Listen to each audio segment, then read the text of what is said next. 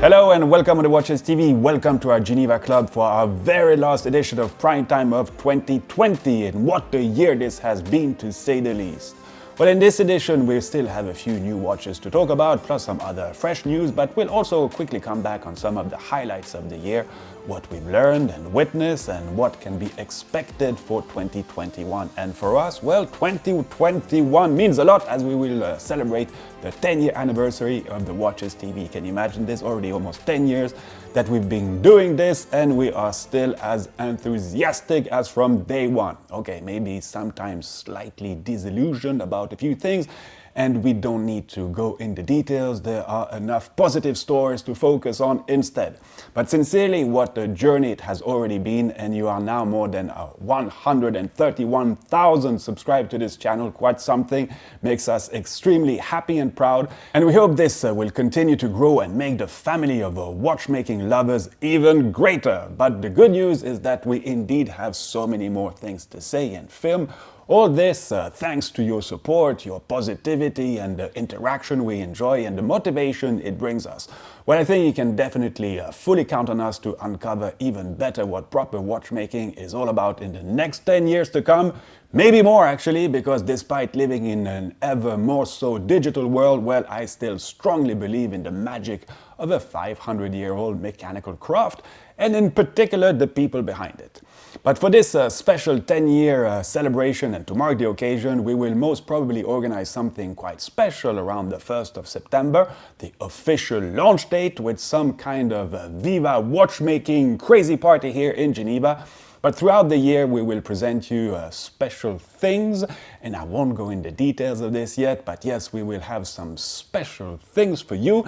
And of course, for our good patrons who will have a few privileges, our patrons whom I would like to immensely thank for your very precious contributions in making all this happen. And by the way, you are all welcome to join in and helping us with a small or even less small monthly pledge that really do make a difference. So link below. And I also wanted to take this opportunity to mention that as of now, we will make things slightly easier in terms of branding, and we officially dropped the and will simply be called Watches TV, as simple as our associated website, watchestv.com.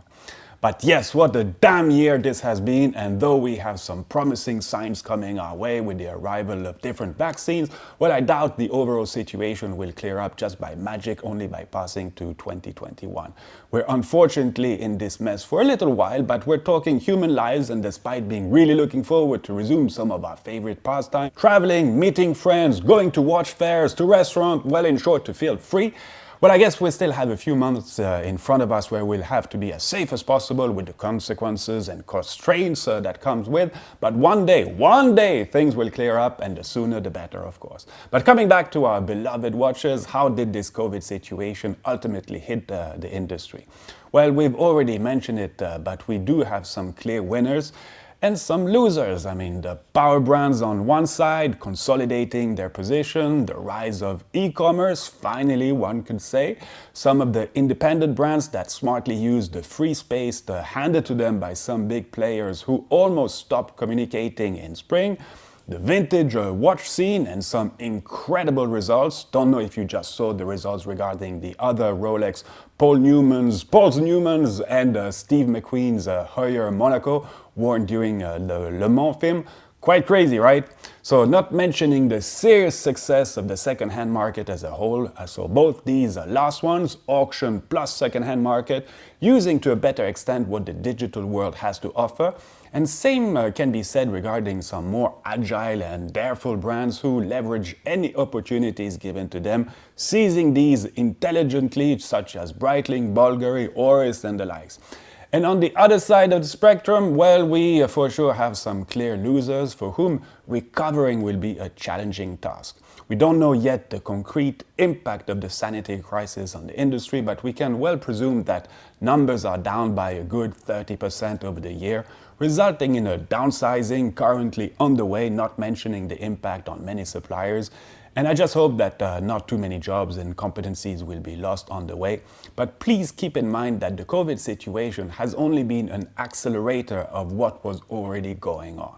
But let's remain on the positive side, and one good thing which happened this year is the fact that brands realized an evidence with the importance of local dealers, thus local markets, and the needs for special attention. And talking with some watch-loving friends around the world, well, it seems that most of their local retailers have been much more active with them. The fact that travel retail almost disappeared naturally contributed greatly to this, and we hear, for instance, that currently local sales in the US and in China are doing pretty well. So people didn't spend all their money the regular way this year, no travels, hotels, restaurants, cinemas, theaters, well, I mean, the list is long, and people still want to indulge a bit with the comfort of having something nice on the wrist. Well, all this demonstrates once again the importance of human interaction, something we are all missing for sure, and if I think back at the Geneva Watch Days, which occurred in late August here, well, you could definitely feel how everyone was just so happy to see each other again, and we all want to go back to this kind of energy, and it's still quite early to know what will finally happen regarding the various watch fairs in 2021.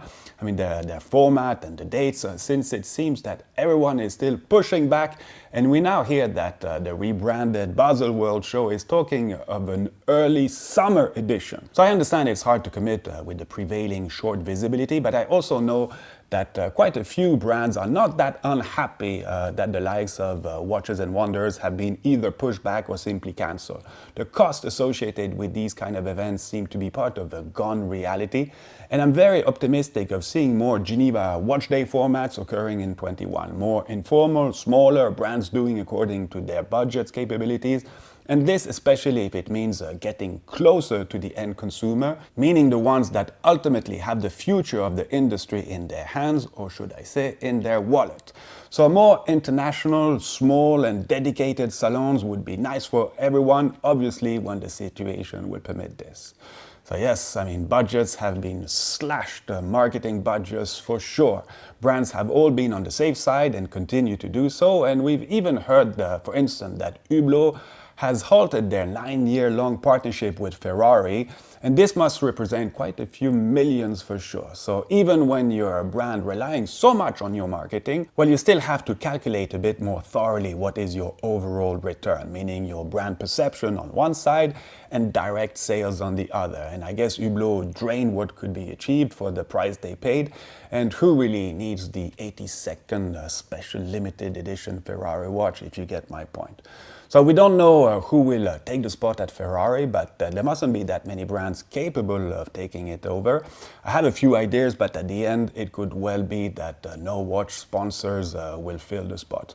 Time will certainly tell very soon. Okay, let's talk recent product launches, and I will start with AP, since the other day we had the visit at the club of some two pretty hot watches by the brand of Le Verassu, with firstly the black ceramic version of the Royal Oak open work double balancier, and the regular model is already an extremely sought out piece, so I can't imagine how some people must have gotten quite crazy with the introduction of this very cool looking version.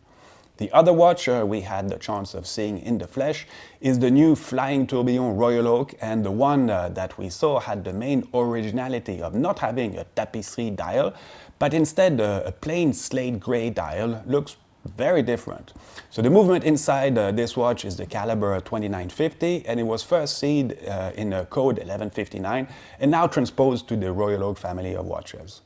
Next watch is not totally new, but it's nevertheless a rather nice execution, as Lange have introduced three new models celebrating the brand's 175th birthday and the 30 years of the full revival of the brand, with two new versions of the Saxonia outsize date coming in either a rose gold or white gold case and silver dial, but also a new Saxonia thin with the black copper colored dial.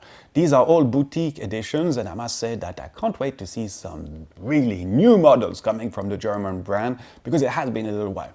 MB&F introduced a new version of their feminine watch, the Flying T, now coming with a gorgeous lapis lazuli dial and naturally a diamond set on the flank of the case and on top of the tourbillon itself. I mean, the combination of the blue of the dial and the proposed green leather bracelet just works really nicely, but that's just my personal opinion. Omega just launched 2 special edition watches for a good cause, as proceeds will benefit the Orbis Foundation, and these Trésor 40mm steel watches come with a nice blue sunray dial and matching leather bracelets. One version is gem set, and compared to previous version where you see the Orbis bear emblem throughout the dial, well, here it's a bit more subtle, as the bear is hidden in the date counter and replaces the number 8 of the month. Nice, simple, nothing too special, but quite an elegant watch. Remaining with blue, Hermès introduced the Arceau Grande Lune, also elegant, coming in a 43mm case with the day and month indication found in 2 separate windows and date found around the moon phase indicator. Classic, elegant, nice. Alright, Jacob&Co introduced a new version of their Astronomia, the Astronomia Typhoon, and instead of having the central cross-like structure rotate around itself in 10 minutes, well, here by activating the pusher you can have the full show happening in 4 seconds and 4 times in a row. So if you're the owner of an Astronomia, at least now you can show your friends immediately what this timepiece does, and I think it accentuates the automaton dimension of this watch. We also just heard that Parmigiani Fleurier will now partner with the Armani fashion brand to come up with some new timepieces, but nothing has been shown yet in terms of products. I do like Parmigiani, and I sincerely hope it will help the brand, since it has gone through some serious difficult times in the last few years. But I have to say that these types of collaborations have rarely been associated with great success. And to my mind comes this almost surrealistic press conference I attended some years ago when Frank Muller and Roberto Cavalli announced their collaboration. But this is something, obviously, which can't be said regarding the very successful and creative collaboration between MB&F and H. Moser seen earlier this year. And on another playing field, when Louis Erard collaborated with Alain Silberstein with this pretty funky regulator, something witnessed again when Louis Erard have just come up with this also pretty cool looking watch done with superstar independent watchmaker Vianney Alter. Piece limited to 178 pieces, which were all gone in a matter of days, and I clearly understand why. Well, I'm pretty sure we're going to see more of these smart collaborations in the future. They make sense as long as there's not too much abuse of them, otherwise we will all get tired of that, and that's just the way it goes. And last product I would like to quickly mention is an evolution of a special time-telling object we have here in the club. It's this wandering linear 24-hour indicator / special sculpture, but now coming either in a polished or brushed brass version or blacked anodized brushed aluminium. Just a cool object, just saying. Coming back on 2020, another interesting thing we saw was the rise in numbers of second-hand watch certification and authentication solution, for instance, photo recognition softwares installed on your phone, using artificial intelligence and naturally linked with the blockchain one way or the other.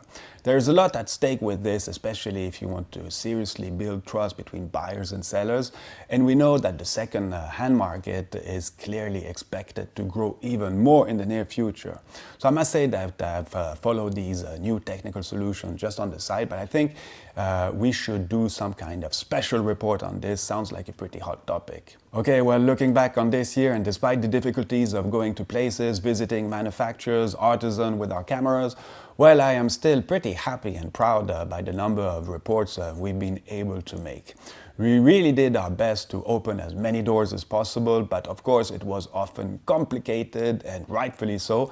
And I just hope we will soon be able to take you along to so many other places to visit. And I'm not only saying this regarding our videos, but I also hope we'll finally be able to resume our watch tripping activity, but probably for the second semester of the year, because I mean, these have always been a pure pleasure to organize and meet in real some of you guys who just want to understand slightly better how your favorite watches are made, and some extra goodies and experiences here in Switzerland.